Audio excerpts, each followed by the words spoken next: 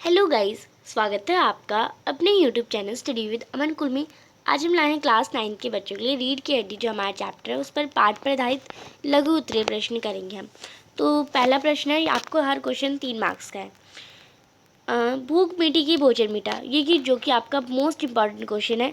इससे क्या अभिप्राय है, माटी वाली पाठ के आधार पर स्पष्ट कीजिए। तो भूख मीठी की भोजन मीठा वाक्य का भावात्मक अभिप्राय बहुत ही संवेदनशील है। जब व्यक्ति को भूख लगती है तो वह भूख से छटपटाता है। उसे जो रूखा सूखा मिलता है अत्यंत मीठा यानी लगता है, स्वादिष्ट लगता है। अर्थात भूख से सब मीठा, अर्थात सब अच्छा लगता है। आप इसे कर लेंगे और ये बहुत इंपॉर्टेंट क्वेश्चन है, आप इसे ज़रूर याद करें।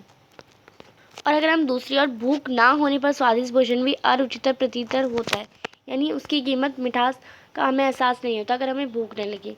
अतः भूख मीठी की भोजन मीठा का तात्पर्य भोजन मीठा नहीं होता, बल्कि भूख यानी पेट की आग उसे मीठा बना देती है। दूसरा क्वेश्चन भी हमारा इम्पॉर्टेंट है, माटी वाली के पास अच्छे या बुरे भाग्य के बारे में ज़्यादा सोचने का समय क्यों नहीं था। जब वे जीवन पेट की समस्या से ग्रसित हो, रोटी की चिंता में रात दिन एक समान लगे, तब भाग्य की बात बहुत दूर चली जाती है। माटी वाली भी आर्थिक और पारिवारिक उलझनों में उलझी निम्न स्तर का जीवन जीने वाली एक सामान्य सी महिला थी। अपना तथा अपने पति का पेट पालना ही उसकी सबसे बड़ी समस्या थी। सुबह उठकर माटा खान जाना, दिन भर उस मिट्टी को बेचना, इसी में उसका सारा समय बीत जाता था।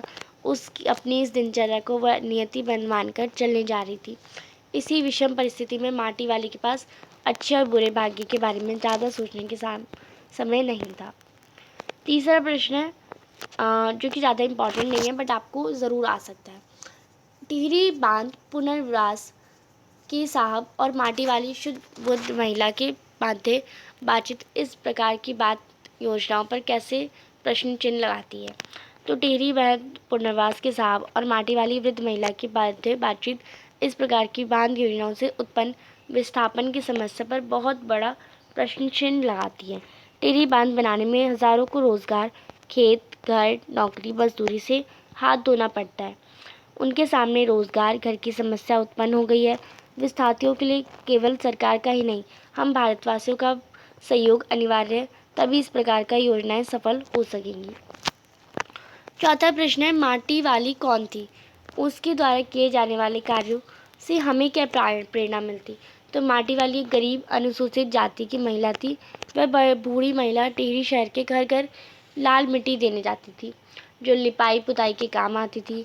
वह जिस प्रकार का जीवन जी रही थी, उसे मेहनत और ईमानदारी से जीवन व्यतीत करने की प्रेरणा मिलती। परिवार के प्रति निष्ठावान रहने की सीख भी उसके जीवन में हमें प्राप्त होती है। साथ ही ये प्रेरणा मिलती है कि जीवन में पढ़ा लिखा होना कितना आवश्यक है। पांचवा प्रश्न है, जिसके विषय में मिट्टी से भरा कंटर नीचे उतरने की बात की गई है, वह कौन थी और उसका व्यवसाय क्या था।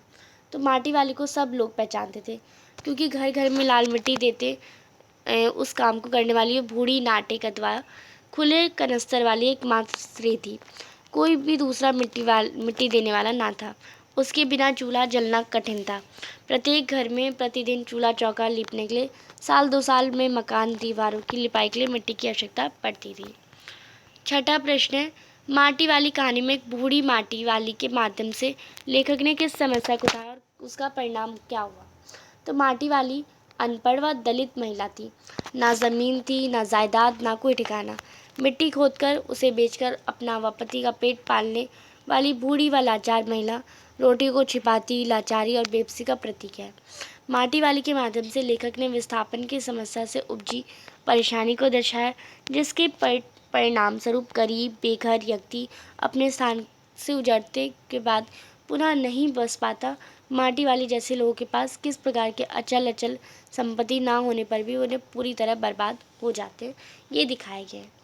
सातवां प्रश्न है, माटी वाली सचमुच दलित, शोषण और लाचार है, स्पष्ट कीजिए। तो माटी वाली गरीब, लाचार, बेबस, आज की सुख सुविधाओं से वंचित, ना काम ना मकान, सिर्फ एक झोपड़ी जो ठाकुर की ज़मीन पर है, उसका रोटियां गिनना उसकी स्थिति दर्शाता है कि बूढ़े लाचार पति के लिए सब कुछ करने को तैयार है, लेकिन वक्त की मारी, बूढ़े की मौत, झोपड़ी का बाढ़ में बह जाना, विस्थापन की समस्या, कहाँ जाए क्या करे, उसकी बेबसी की प्रकट करता है। 8वां प्रश्न है, वर्तमान समय में सामाजिक योजनाओं का लाभ कौन उठा रहा है?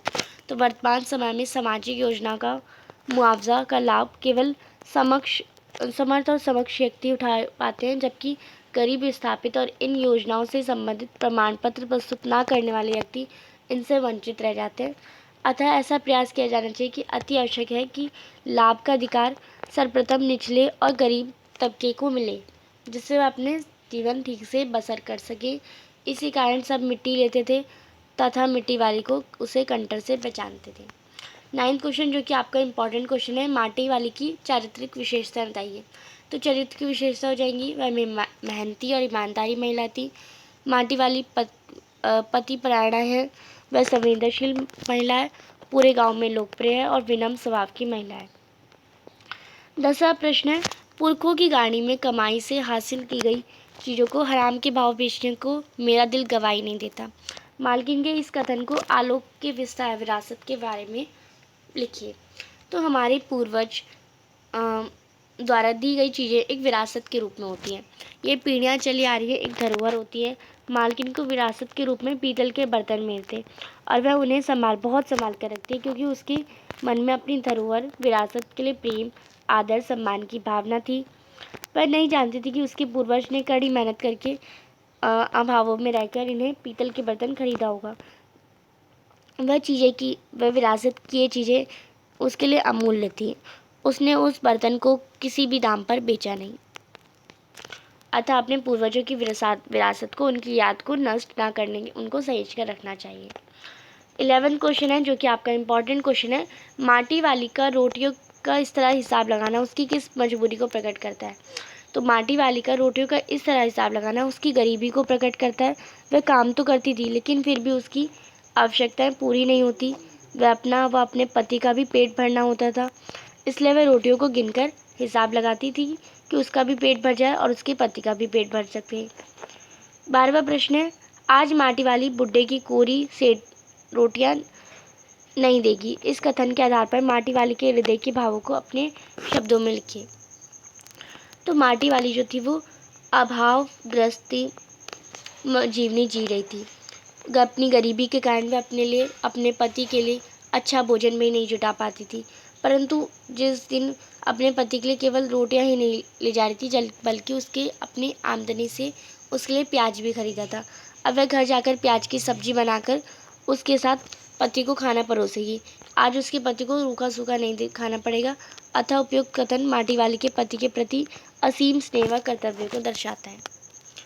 13वां प्रश्न है, गरीब आदमी का शमशान नहीं उजड़ना चाहिए।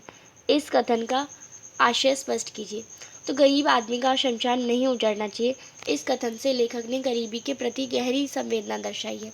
किसी भी गरीब का घर नहीं उजड़ना चाहिए, क्योंकि जब किसी का घर छिनता है, उजड़ता है या विस्थापित किया जाता है तो उसे बहुत पीड़ा महसूस होती है। वे घर और शमशान एक समान प्रतीत होने लगते हैं। जैसे एक दिन घर पहुंचने पर माटी वाली को पता चलता है कि उसके पति की मृत्यु हो चुकी है।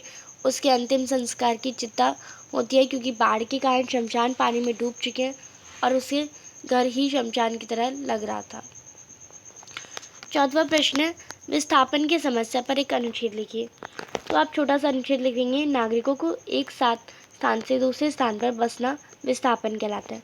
विस्थापन वर्तमान समाज की गंभीर समस्या है। ये लोगों पर विपत्ति आने के कारण या किसी अन्य कारण, जैसे राष्ट्रीय विकास परियोजनाओं हेतु सरकार द्वारा अविस्के भूमि अधिग्रहण करने से होता है। जैसे भूकंप के कारण, बाढ़ के कारण, बांध के लिए, बिजली परियोजनाओं के लिए। इसके कारण लोगों का विकास अवरुद्ध होता है। इससे उनकी कमाई का जरिया, उनका घर, ज़मीन आदि सब छिन जाते हैं। बच्चों का जो विकास रुक जाता है। लोग इन दुख को सह नहीं पाते। मुश्किलें तब और ज़्यादा होती हैं जब उनके पास कोई प्रमाण पत्र ना होने के कारण उनको कोई सरकारी मुआवजा नहीं मिल पाता। नई जगह पर आवास बनाना उनके लिए अत्यंत कठिन हो जाता है। विस्थापन की समस्या के कारण ही नर्मदा आंदोलन हुआ था।